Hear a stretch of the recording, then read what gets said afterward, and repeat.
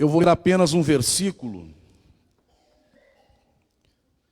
E aconteceu que, tendo decorrido um ano, no tempo em que os reis saíam para a guerra, enviou Davi a Joabe e os seus servos com ele, e todo Israel, para que destruíssem os filhos de Amon e cercassem Rabá.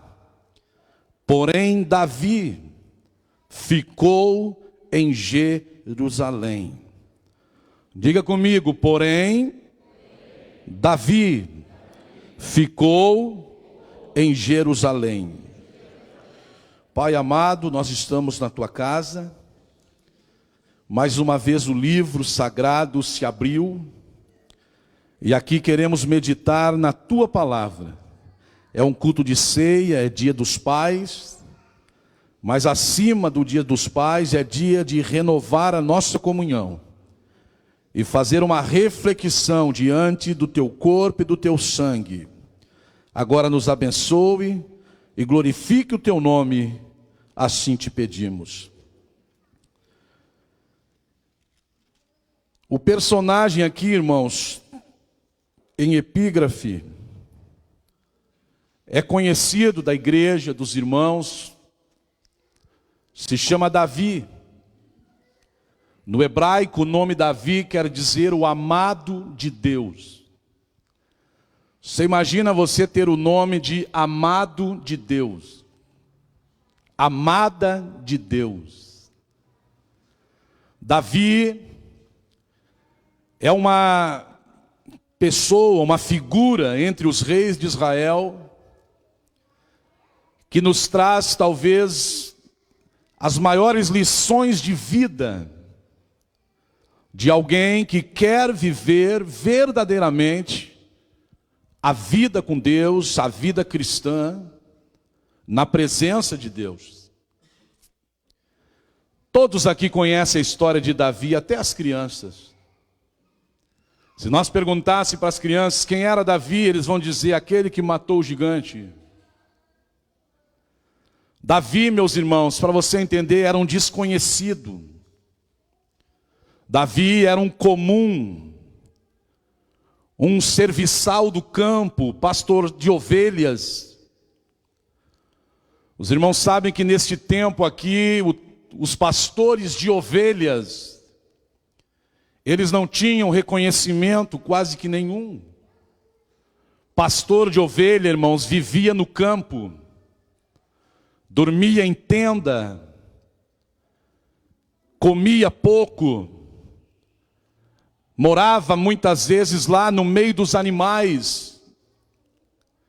E este menino chamado Davi, ou David, o seu nome é pronunciado no original com duas letras D, representadas por um triângulo. É por isso que esses dois Ds, dois triângulos invertidos, formam a famosa estrela de Davi. Davi era amado por Deus, conhecido por Deus. Eu tenho uma palavra de Deus neste domingo para você. Ninguém passa desapercebido ao olhar de Deus. Tu pensa que Deus não te conhece, muitas vezes tu abre a boca para chorar, para gritar, e nem precisava, porque Deus sabe. Deus sabe. Deus é Deus que está, irmãos, lá no alto escalão, que conhece Bolsonaro, Michele, conhece até quem passou pelo alto escalão. Mas é Deus também que está lá na favela e conhece as pessoas mais pobres da terra. A mão de Deus não está encolhida, diz a Bíblia, disse o profeta Isaías, a mão de Deus não está encolhida para que não possa salvar, e nem o seu ouvido está gravado surdo para que não possa ouvir. Quem sabe você veio neste culto de ceia dizendo: eu vim hoje porque eu preciso que Deus ouça a minha voz, então clame. Aproveite esses minutos que são poucos aqui, mas talvez sejam essenciais para a tua vida. Irmãos, Davi se torna uma das maiores autoridades, e por que não dizer, preste atenção, olhe para mim, a maior autoridade de Israel, o rei. Ninguém estava acima do rei. O caminho de Davi, o percurso de Davi, lá do campo entre as ovelhas, como diz aquela canção, o menino com a harpa na mão, até chegar ao nível de monarca de Israel, irmãos, foi um caminho sofrido, trilhado. Um caminho de perseguição, de embates. Ou você acha que a vida é fácil? Existem pessoas que querem pegar tudo pronto na vida. E é tão fácil quando você recebe as coisas prontas. Mas é tão bom quando você tem que passar pelos percalços da vida, pelas crises existenciais, por aqueles momentos que você diz assim: Senhor, eu acho que eu não vou suportar. Davi fez uma trajetória do campo, escudeiro do rei. Esse homem se destacou, irmãos, pela capacidade espiritual que ele possuía. Entenda uma coisa, a chamada de Deus, a unção de Deus, esta nomeação de Deus sobre nós, isso é pessoal, é intransferível, é para você.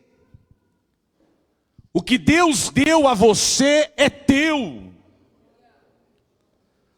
O que Deus entregou nas tuas mãos é teu. Faça da melhor forma possível. Mas esse Davi, vamos lá, eu prometi que não vou me estender. Davi foi um grande homem, mas ele comete um grande pecado. E ele tem um grande arrependimento.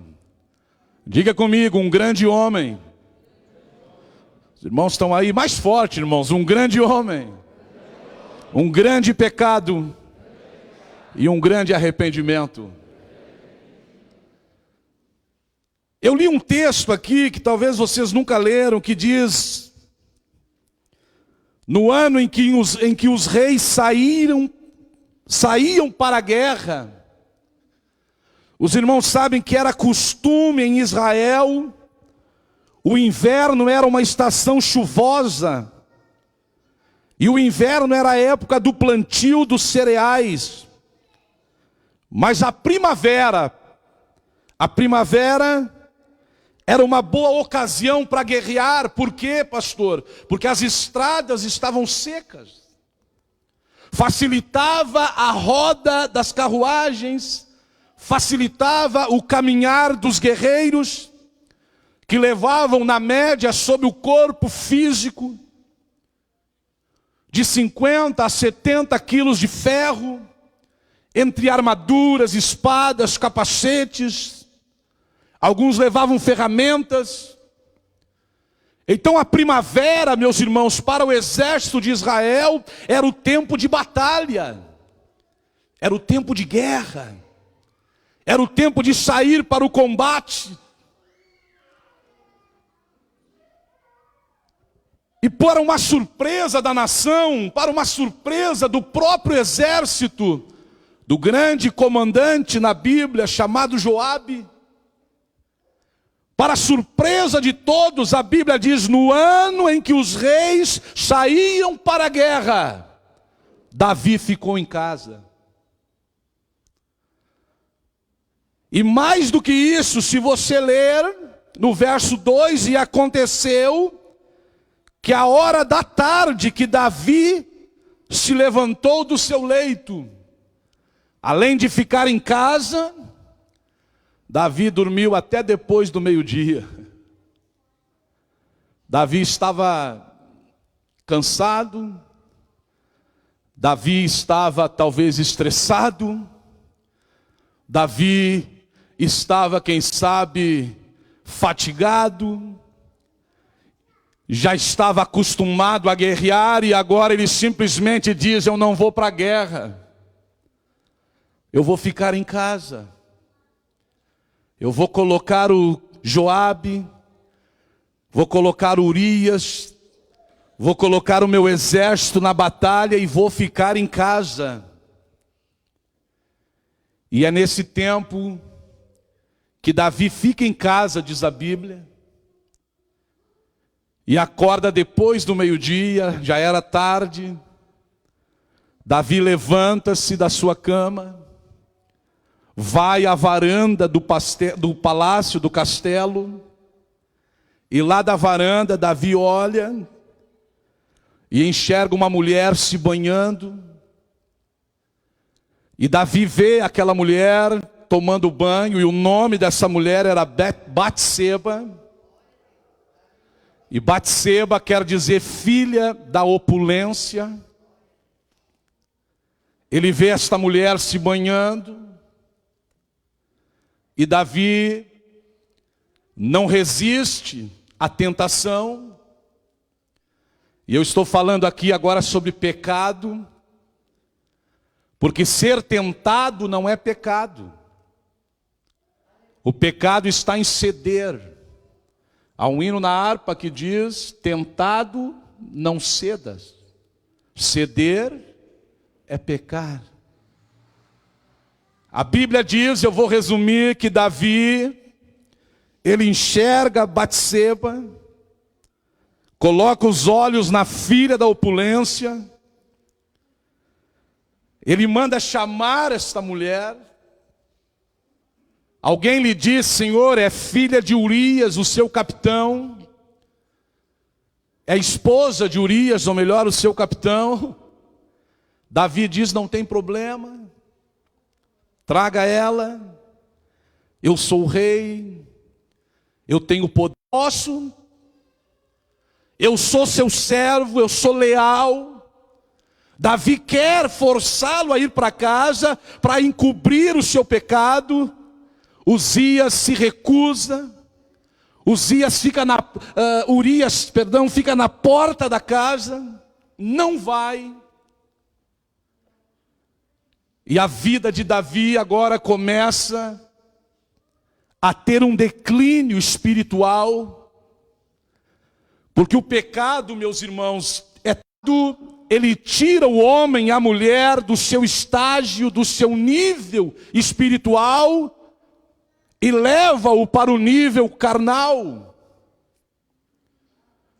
Não se fala mais hoje sobre pecado em muitos lugares, mas o pecado está todos os dias na tua porta.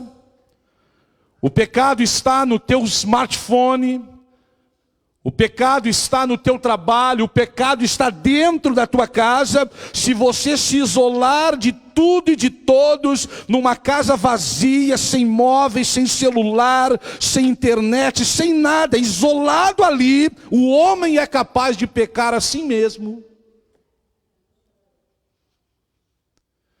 O pecado está destruindo a vida espiritual de centenas, de milhares de pessoas. E a tentação é terrível. E eu não quero falar aqui apenas da tentação do sexo oposto. Não é isso que eu quero falar, ou da tentação sexual. Porque nós pecamos em palavras.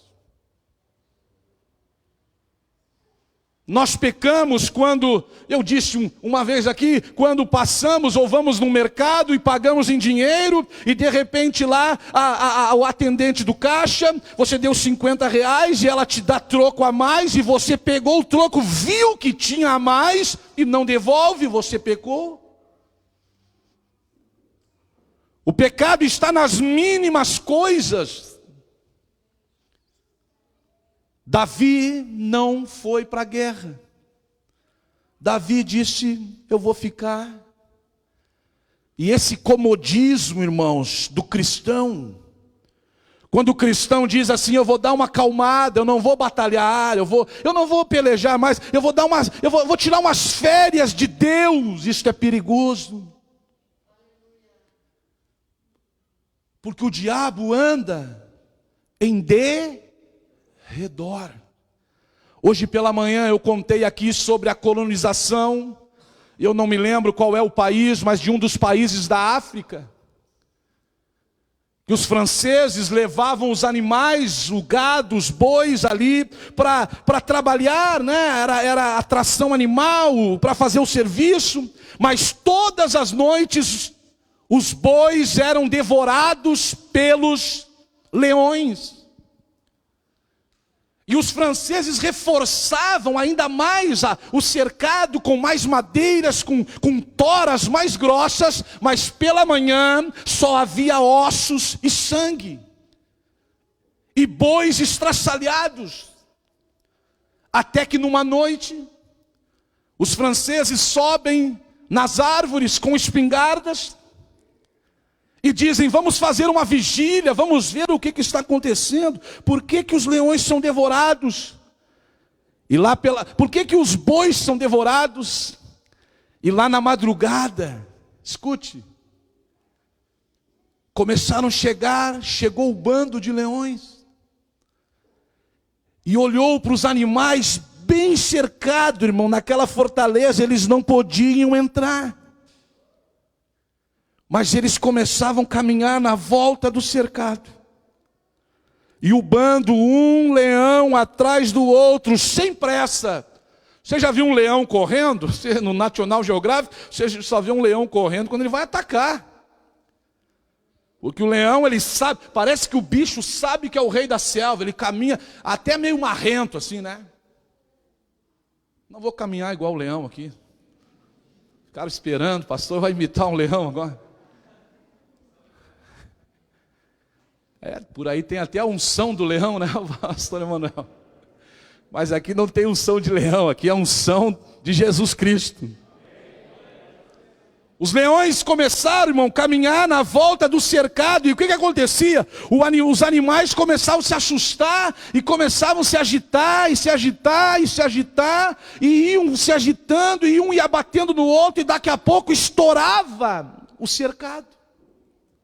E os leões vinham e devoravam. Assim é a nossa vida. O inimigo não pode ultrapassar a fortaleza. Nós estamos cercados pela presença dele. O anjo do Senhor acampa-se ao redor dos que o temem e os livra. Mas a nossa agitação, as nossas preocupações, as tentações da vida, muitas vezes fazem a gente romper este cercado, romper esta proteção, e alguns de nós são devorados pelo leão chamado Satanás. Lá estava Davi, se envolveu, pecou, tentou levar a vida como se nada tivesse acontecido. Eu vou dizer uma coisa para ti, porque um dia eu vou chegar diante do trono de Deus e Ele vai me pedir conta da tua alma. E eu preciso te avisar isso: tempo não apaga pecado. O que apaga pecado é arrependimento, abandono. Quando você se arrepende. Segundo, confessa e deixa de pecar, alcança misericórdia. Neste período de transição, que a gente assume igrejas e sai pastor, entra pastor, as pessoas que estão de fora pensam: ah, quanta gente no gabinete pastoral. Digo aos senhores, uma grande parte dessas pessoas que comparecem diante de mim, pasmem os senhores, vem confessar os seus pecados, pedir perdão, estão arrependidos, E eu tenho prazer, se há um prazer na minha alma, é quando eu posso orar por um coração arrependido, porque eu sei que a misericórdia de Deus vem sobre esta vida e apaga todas as iniquidades. Oh, aleluia, levante a sua mão. Nós estamos numa noite que Deus pode perdoar pecados aqui.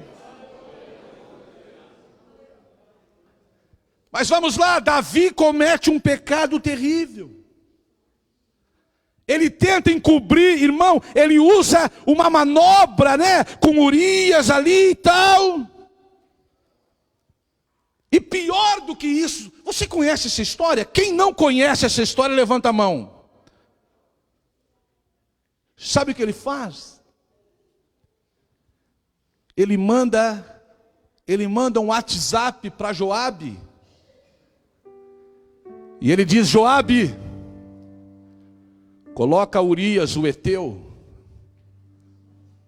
Coloca Urias no fronte de batalha.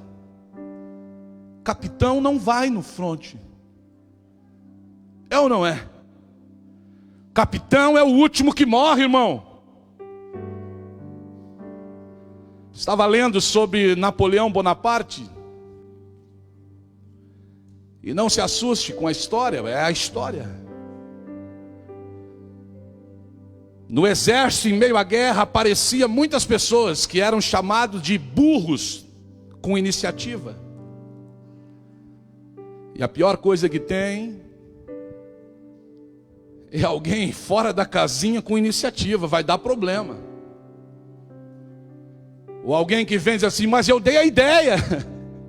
Só que a ideia é só 10% do propósito. Napoleão colocava esse pessoal sempre na frente. E eram os primeiros que entravam na batalha.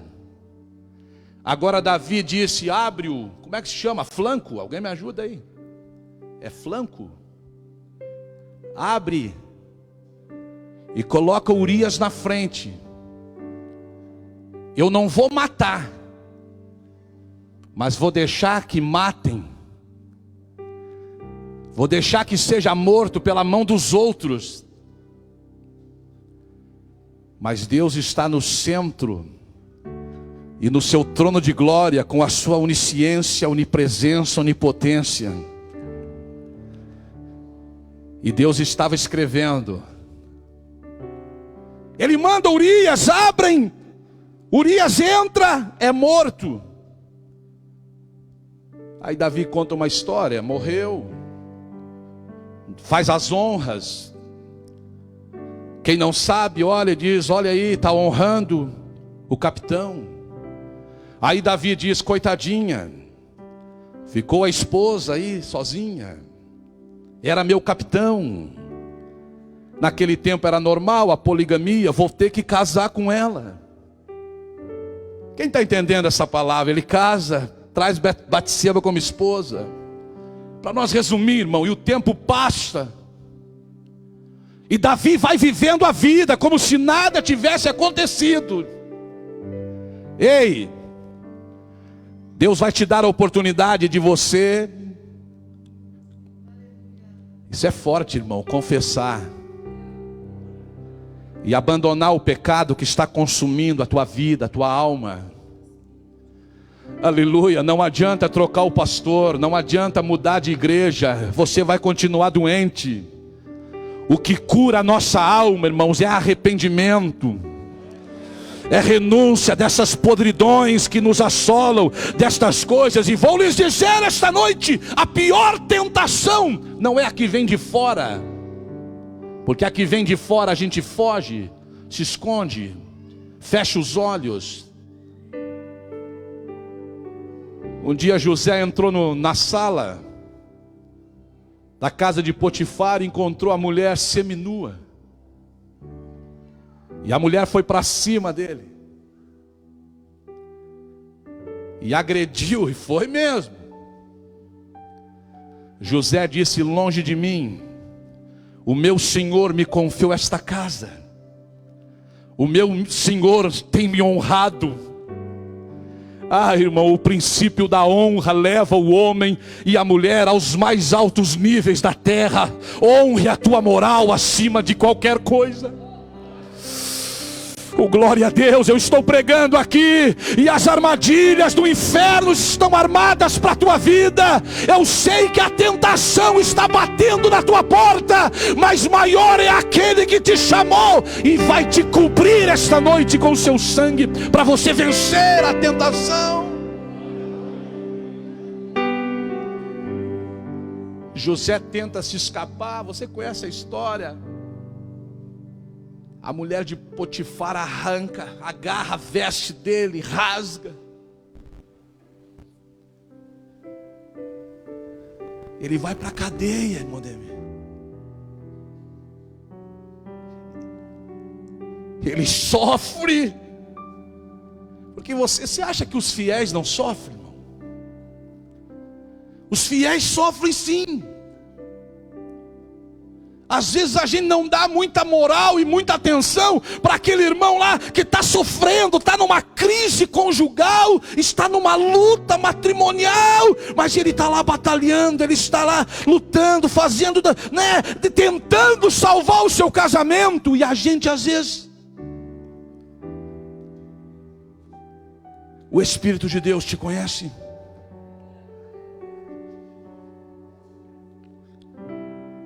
Aleluia. Só mais um exemplo. Você lembra de Salomé? João Batista apontou o dedo para o irmão de Herodes.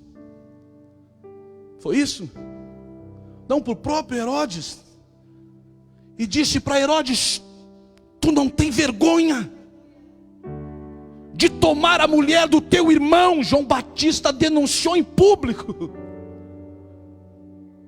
Aquela mulher nutriu um ódio, mas um ódio, irmão, por João Batista, que ela rangia os dentes. Os demônios, o inferno não pode suportar a fidelidade de um homem e de uma mulher que anda na presença de Deus. Ah, pastor Leandro, tu está pregando esse negócio, ei, tu não tem medo? Eu estou coberto pelo sangue da cruz. E se eu e você tivermos medo, o pecado dominará as nossas igrejas. Mas enquanto alguém abrir a voz e pregar contra o pecado, nós seremos vitoriosos. Aleluia. Eu quero encerrar aqui, irmão. Você lembra de Salomé? João Batista disse para Herodes: aquela mulher nutriu um ódio. E ela chamou a filha dela, Salomé, disse: filha, põe aquela tua roupa da dança do ventre, usa a tua sensualidade. Por isso que a mulher cristã tem que entender que a sensualidade dela é para o seu marido. Ela não tem que vir à igreja, não, sensual. Venha bem vestida, arrumada. Olhe para minha princesa aqui, se espere nela. Ela diz para sua filha: Salomé, usa, minha filha, toda a tua sensualidade. E talvez para Salomé não precisava fazer força. E ela começa a dançar. E o rei, ou melhor, o rei, um cachaceiro, promíscuo, vulgar, nojento. Que é isso, pastor Leandro? Palavra de Deus. Irmão, esse homem viu Salomé dançando. Irmão, esse homem, ela ativou, né, todo o sistema hormonial do rei, que o rei ficou assim, ó: eu quero casar contigo. Às vezes eu vejo como tem homem bobalhão, né? É ou não é, irmãs? Desculpa, irmãos, como nós somos. Nada contra, né? Vocês concordam comigo? A gente conhece umas figuras por aí. Tem ou não tem? Aí ela dança toda sensual, e dança, e faz a dança do ventre, e esbanja a sensualidade. O rei fica apaixonado, e ele já tinha tomado umas canjibrinas. Aí ele olha, o rei se debruça e diz assim: minha filha, pede o que tu queres. Pede, eu te dou. Olha o que ele ofereceu: a metade do meu reino. Mas o diabo não quer dinheiro, irmão. Satanás não precisa de dinheiro, ele quer calar a nossa voz. Salomé e sua mãe poderiam ser dona da metade do reino, mas a mãe de Salomé disse: pede a cabeça de João Batista. Porque o diabo não quer o teu dinheiro, nem o meu. Ele quer calar a nossa voz. O rei tenta negociar, mas uma palavra real em público: o que você quer, pede o que tu quer. Ela diz: eu quero a cabeça de João Batista. Foram lá, cortaram a cabeça, jogaram o corpo para as aves comer. O pecado está calando vozes de homens de Deus, de mulheres de Deus, de adoradores. Cada vez que você adora, irmãos, a nossa adoração sobe ao trono da graça. Cada vez que alguém entra nesse estágio do pecado, transgride a lei, cada vez que acontece isso, é menos adoração que sobe, é menos incenso que sobe. Mas eu quero te convidar essa noite. Onde estão aqueles que podem levantar as suas mãos? Onde estão aqueles que podem dizer nesse culto de ceia: Senhor, eu tenho sido tentado, provado, mas eu não cedo e não vou ceder, porque a tua graça me basta, e eu estou escondido no sangue do Cordeiro de Deus, que tira o pecado do mundo.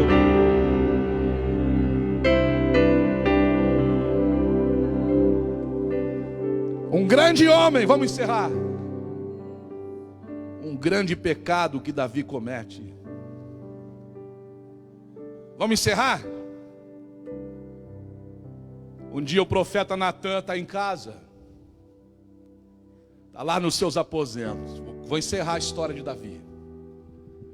E o Espírito de Deus veio sobre Natan.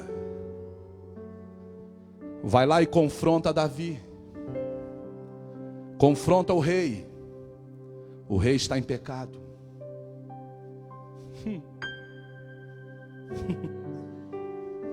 Natan pensou: o senhor está de brincadeira, pai. Irmão, Deus coloca a gente em cada missão, é ou não é? Você já entrou numa missão às vezes? Ou Deus já te colocou? Quem já passou por situações que Deus te colocou assim, que você disse: ô Senhor, você já passou por isso? Sabe quem é Natan? Natan é o profeta conselheiro. Ele tem uma vida íntima ali. Tem intimidade com a casa real, com Davi.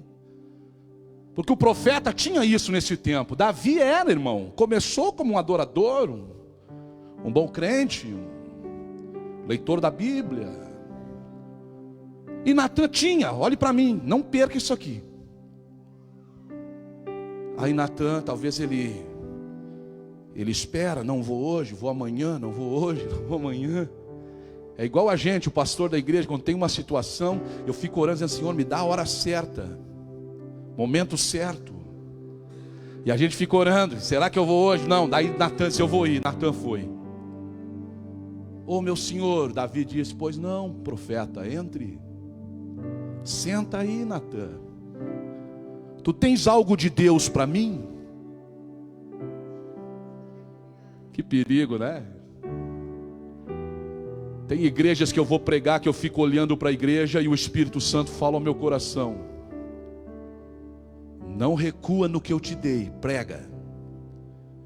E eu fico olhando para a igreja, olhando para o ministério. Jesus, e o Senhor prega a palavra.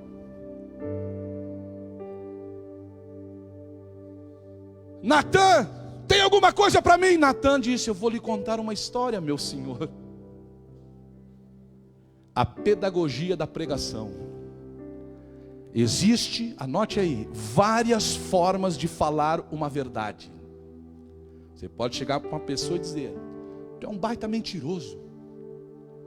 Mas tu pode chegar para a mesma pessoa e dizer: o irmão está faltando com a verdade. Tem pessoas que não sabem dizer verdades. Natan disse: posso lhe contar uma história? Pode. Havia um rei, ou melhor, havia um homem fazendeiro muito rico. Escuta só. Esse homem tinha várias ovelhas, cabras, várias cabeças de boi.